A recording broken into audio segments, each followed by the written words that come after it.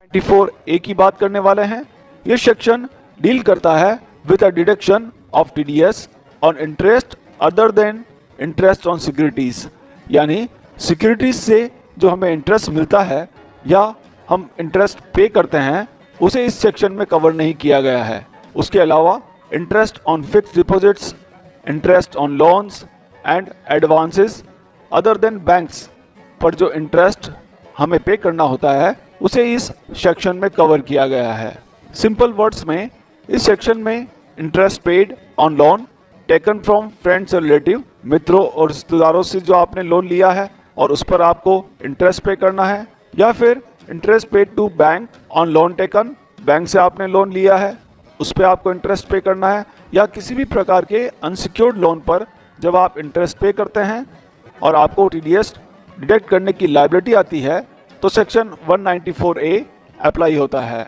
अब टीडीएस किसे डिडक्ट करना है? दोस्तों, पहले भी मैंने आपको बताया है कि इंडिविजुअल, एचयूएफ या कंपनीज जिनकी बुक्स पिछले फाइनेंशियल ईयर में अंडर सेक्शन 44AB में ऑडिट की गई हैं तो उन सभी को टीडीएस डिडक्ट करना होता है। यहाँ हम इंडिविजुअल और एचयूएफ की बात भी कर रहे हैं।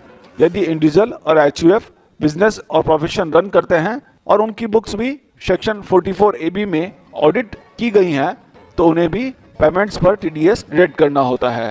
सेक्शन 194 में जो टीडीएस हम डिडक्ट करेंगे इंटरेस्ट पर, उसकी रेट्स के बारे में हम डिस्कस कर लेते हैं। यदि आप बैंक को छोड़कर किसी अन्य को इंटरेस्ट पे कर रहे हैं तो आपको 10% टीडीएस डिडक्ट करना होगा और इसकी जो थ्रेशोल्ड लिमिट है वो है 5000।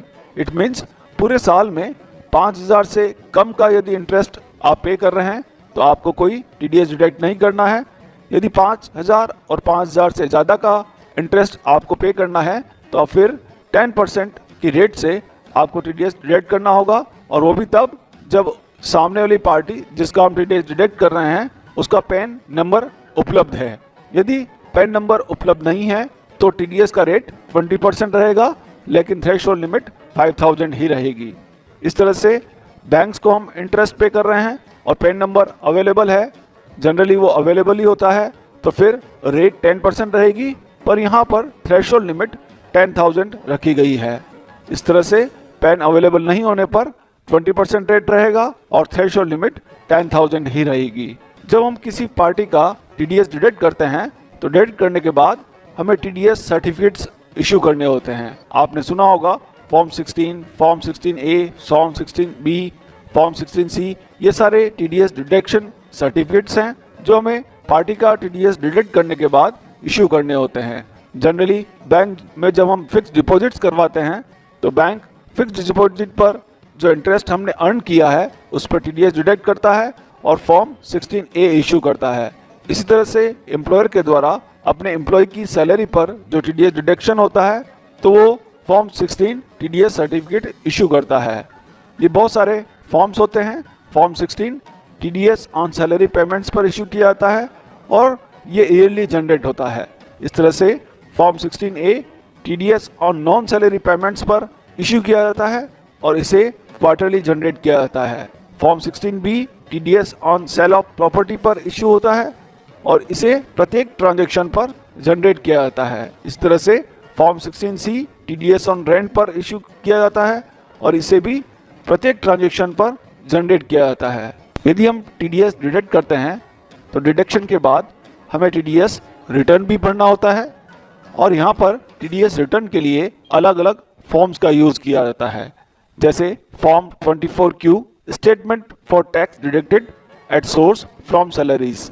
सैलरी पर जो हम टीडीएस का डिडक्शन करेंगे उसकी सारी डिटेल हमें फॉर्म 24Q के अंदर सबमिट करनी होती है। इसी तरह से form 26Q statement for tax deducted at source on all payments except salary. Salary के अलावा जितने भी पेमेंट्स हमने किए हैं और उन पर यदि हमने टीडीएस डिडक्ट किया है तो उनकी डिटेल हमें फॉर्म 26Q में रिटर्न के फॉर्म में सबमिट करनी होती है। इस तरह से form 26Q statement for deduction of tax payable to non resident of India. India के बाहर से कोई पार्टी है और उसको हमने पेमेंट किया है और उस पेमेंट पर टीडीएस हमने डिडक्ट किया है, तो ऐसी कंडीशन में उसका रिटर्न हमें फॉर्म 27Q में सबमिट कर चलते हैं टैली में और प्रैक्टिकली सीखते हैं कि किस तरह से हमें TDS on interest under section 194 से संबंधित एंट्रीज को टैली में पोस्ट करना है। हमें गेट स्विफ्ट टैली में खड़े रहते हुए F11 प्रेस करना है, स्टैट्यूटरी एंड टैक्सेशन ऑप्शन में जाना है और टीडीएस वाला ऑप्शन यस करना है। ध्यान रहे दोस्तों, इंटरेस्ट पर किसी तरह का कोई जीएसटी एप्लीकेबल नहीं है, इसलिए जीएसटी वाले ऑप्शन मैं यहाँ पर इनेबल नहीं कर रहा हूँ। आपको टीडीएस इनेबल करना है और टीडीएस डिटेल को यस करते हुए सारी डिटेल को फिल आउट करनी है। इन सभी ऑप्शंस के बारे में हम अपने पिछले वीडियो में डिस्कस कर चुके हैं, इसलिए फिर से मैं इन्हें डिस्कस नहीं कर रहा हूँ। आप इन्हें फिल आउट करते हुए सेव कर लीजिएगा और कुछ लेजर्स आपको क्रिएट करने होंगे। सबसे पहले हम क्रिएट करेंगे इंटरेस्ट पेड का लेजर, चूँकि हमें इंटरेस्ट पे करना है और इसे हम रखेंगे इनडायरेक्ट एक्सपेंसेस में। नीचे आपको ऑप्शन दिखाई देगा इस टीडीएस एप्लीकेबल, इसे आपको एप्लीकेबल करना है और जैसे ही आप एप्लीकेबल करेंगे तो टैली आपको नेचर ऑफ पेमेंट पूछेगा कि किस सेक्शन के अंदर आप टीडीएस को डिडक्ट करना चाहते हैं। शुरुआत में आपको यहाँ पर कैटेगरी को क्रिएट करना होगा, इसलिए आपको न्यू कैटेगरी ऑप्शन का यूज़ करना है और यदि आपके पास लाइसेंस वर्जन है और नेट कनेक्टेड है तो आप टैली के हेल्पर ऑप्शन का यूज़ कर सकते हैं। Ctrl+C आप प्रेस करेंगे तो सारे सेक्शंस आपको यहाँ पर डिस्प्ले हो जाएंगे, उसमें से आप अपना सेक्शन 194 सेलेक्ट कर सकते हैं। अदरवाइज आप खुद इन्हें टाइप भी कर सकते हैं। जैसे आप न्यू कैटेगरी पर क्लिक करेंगे आपको सारा सेक्शन का नाम, सेक्शन कोड, इस तरह से सारी थ्रेशोल्ड लिमिट वगैरह टाइप करनी होंगी। मैंने आपके लिए पहले से टीडीएस ऑन इंटरेस्ट नाम से सेक्शन तैयार कर रखा है और यहाँ पर हमें ध्यान रखना है कि रेट ऑफ टीडीएस 10% रहेगा, लेकिन उसकी थ्रेशोल्ड लिमिट मैंने सेट की है 5000। अदर देन बैंक्स को जब हम इंटरेस्ट पे करेंगे तो उस पर 10% टीडीएस डिडक्ट होगा और थ्रेशोल्ड लिमिट 5000 हमें यहाँ पर सेट करनी है। देन टीडीएस ऑन इंटरेस्ट को लेते हुए हम इस लेजर को क्रिएट कर लेंगे। नेक्स्ट हमें जो लेजर बनाना है वो बनाना है जिस पार्टी से हमें लोन रिसीव हुआ है उसका लेजर। मैंने यहाँ पर मिस्टर सुशील मोगरा नाम से एक लेजर क्रिएट किया है, इसे मैंने रखा है अनसिक्योर्ड लोन्स में और नीचे इस टीडीएस डिडक्टेबल मैंने यहाँ पर सेट किया है। इंटरेस्ट पे करते समय हमें इसका टीडीएस डिडक्ट करना है। नीचे आपको ट्रीट एज टीडीएस एक्सपेंसेस इस ऑप्शन को नो रखिएगा। डिडक्टी टाइप जो मिस्टर सुशील मोगरा है वो हमारे लिए इंडिविजुअल और एचईएफ रेजिडेंट हैं। आपको डिडक्टी की टाइप यहाँ पर सेलेक्ट करना है। Then deduct TDS in same voucher, इस ऑप्शन को जब आप यस करेंगे तो आपको नेचर ऑफ पेमेंट जो हमने अभी क्रिएट किया था अंडर सेक्शन 194 उससे इस लेजर को लिंक करवाना है। Then use advance TDS entry, जब आप इस ऑप्शन को भी यस करेंगे तो आपको surcharge exemption limit, ignore income tax exemption limit, ये सारे ऑप्शंस टैली पूछेगा। अभी आप इसे ब्लैंक छोड़ते हुए एंटर प्रेस करते हुए आगे आइएगा और याद रखते हुए पार्टी का पैन नंबर यहाँ पर आपको फिल आउट करना है। यदि आप पैन नंबर नहीं डालेंगे तो जो टीडीएस का रेट होगा 10% की जगह 20% डिडक्ट होगा, तो आप पैन नंबर जरूर डालिएगा। देन एंटर प्रेस करते हुए इस लेजर को सेव कर दीजिएगा। एक और लेजर हम क्रिएट करेंगे टीडीएस का, या तो आप टीडीएस ऑन इंटरेस्ट नाम से लेजर क्रिएट कीजिएगा या फिर आप यूनिवर्सल लेजर टीडीएस क्रिएट कर सकते हैं। यदि आप अलग अलग बाइफर्केशन चाहते हैं, TDS on rent, TDS on commission, तो आप अलग अलग टीडीएस के लेजर क्रिएट कर सकते हैं। अदरवाइज आप एक ही लेजर का यूज़ करते हुए टीडीएस को डिडक्ट कर सकते हैं। मैं एक यूनिवर्सल लेजर यूज़ कर रहा हूँ टीडीएस, इसे हम रखेंगे ड्यूटीज एंड टैक्सेस में और टाइप ऑफ ड्यूटी में टीडीएस सेलेक्ट करना है।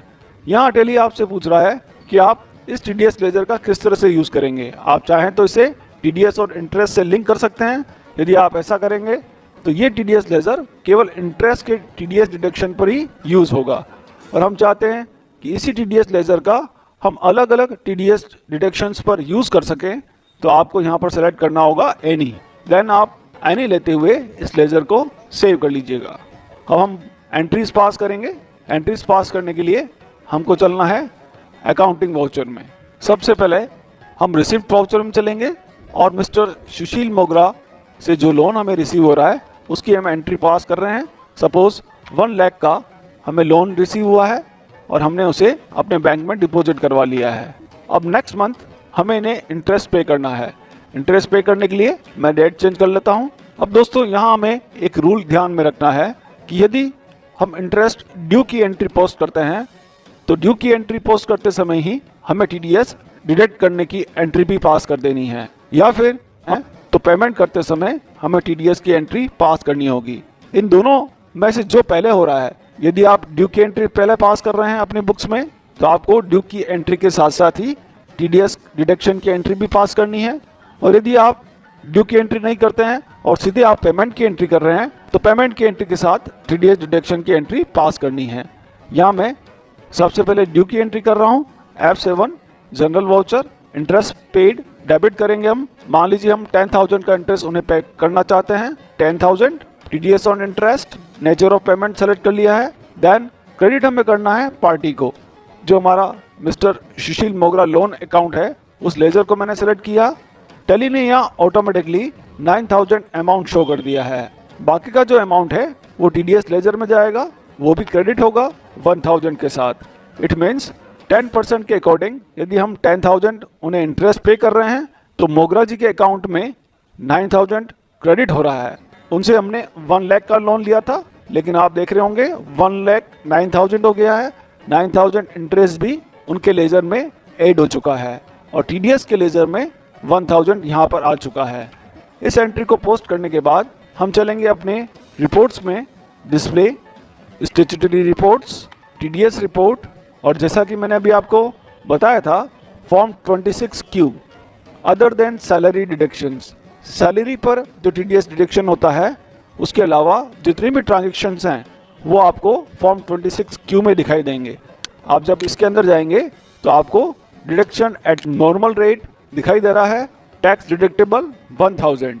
ड्यू की एंट्री पास करने के बाद इंटरेस्ट पे करने के लिए हमें चलना है अपने पेमेंट वाउचर में, और पेमेंट वाउचर में पार्टी का जो लेजर है उसे हम सेलेक्ट करेंगे 9,000 के साथ, और कैश या बैंक लेजर लेते हुए मोगरा जी को हम पेमेंट कर देंगे केवल इंटरेस्ट का।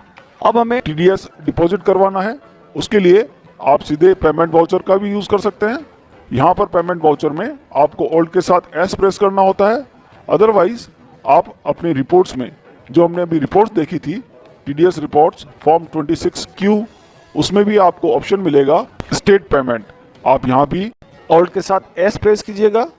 जब आप ऑल्ट के साथ एस यहाँ प्रेस करेंगे तो फिर से आपको स्टैट्यूटरी पेमेंट विंडो दिखाई देगी। यहाँ आपको टीडीएस सेलेक्ट करना है 1 अप्रैल टू 30 अप्रैल, लेकिन हमारा ये एजुकेशन मोड है इसलिए मुझे 1 मई यहाँ पर सेलेक्ट करना होगा। डिडक्शन टिल डेट वो भी 1 मई। Section 194A TDS on interest, और हम जिसका टीडीएस काट रहे हैं वो कंपनी नहीं है, इंडिविजुअल HUF है, इसलिए मुझे यहाँ पर नॉन कंपनी सेलेक्ट करना होगा। रेजिडेंट, देन बैंक से हम ये टीडीएस डिपॉजिट करवाने वाले हैं इसलिए बैंक सेलेक्ट करते हुए आपको एंटर प्रेस करना है। आप देख रहे होंगे टीडीएस का पेमेंट हो चुका है 1,000 रुपीज़, और इस एंट्री को आप सेव कर लीजिएगा। सेव करने के बाद दोस्तों जब आप रिपोर्ट में देखेंगे तो यहाँ पर नीचे की तरफ नॉट इंक्लूडेड ट्रांजेक्शन में वो ट्रांजेक्शन शो हो रहा है 1। अब ऐसा क्यों हो रहा है उसके लिए आप इस ट्रांजेक्शन को देखिएगा। जब आप अंदर जाएंगे तो यहाँ पर bank details are not available in payment voucher, इस तरह का टैली हमें ऑप्शन दिखा रहा है। जब हम इसे एंटर करते हैं तो हमें सारी इंफॉर्मेशन यहाँ फिल आउट करनी होती है। सबसे पहले चेक और डीडी का नंबर, देन चेक और डीडी की डेट, देन BSR कोड। दोस्तों बेसिक स्टैटिकल रिटर्न एक कोड होता है जिसे रिजर्व बैंक बैंक्स को इशू करता है, और TDS या TCS का रिटर्न भरते समय ये 7 डिजिट का कोड हमें यहाँ पर फिल आउट करना होता है। देन फिर चालान नंबर हमें फिल आउट करना होता है, चालान की डेट, और एंटर करते हुए बैंक की डेट और उसका ब्रांच यहाँ पर फिल करते हुए हमें सेव करना होता है। जब हम सारी इन्फॉर्मेशन फिल आउट कर देते हैं और इंटरेस्ट अंडर सेक्शन 194 से संबंधित एंट्रीज को टेली में पोस्ट करना है। यदि आज का हमारा ये वीडियो आपको पसंद आया हो, उपयोगी लगा हो, ज्ञानवर्धक लगा हो तो आप इसे जरूर लाइक करें, शेयर करें, कमेंट करें। आज की वीडियो में इतना ही।